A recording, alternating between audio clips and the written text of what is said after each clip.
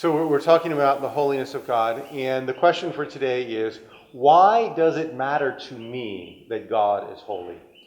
And there's a lot of ways you could answer this question, but one way is to say that we were made for something bigger than ourselves.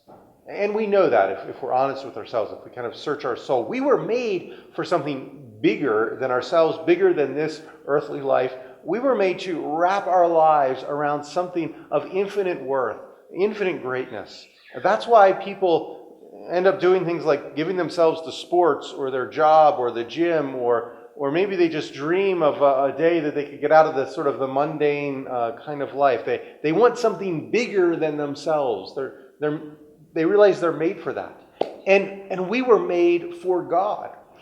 And God's holiness accents the way in which God is transcendent. He is high and lifted up, as we saw earlier. He is mighty. He is over everything.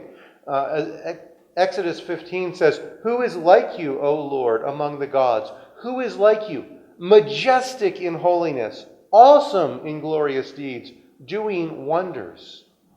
No one is like God. He is in a category all of his own. And he is there. And our lives need to, we were made to wrap our lives around the enjoyment of him. As the Westminster Confession or Catechism says, the chief end of man is to glorify God and enjoy him forever. His holiness accents the unique way in which he is exalted above all else.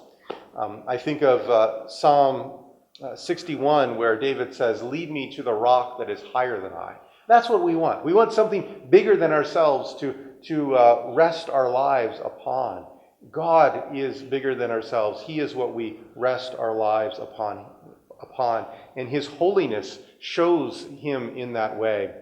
And we also need to realize that it's not like we have an option to wrap our lives around God or not wrap our lives around anything. That's not what we do. Either we wrap our lives around God as the source of greatest joy and pleasure and the greatness that we need in our lives, or we end up going to something else, which is idolatry. And when we do that, the Bible says we become like what we worship. If we have a choice, either we worship God, see him as the greatest treasure, the greatest being, the greatest reality, and then we become like him, which is what we're supposed to do, or we end up going to other things that are part of the created world, and then we become like them, and we end up destroying ourselves and those around us.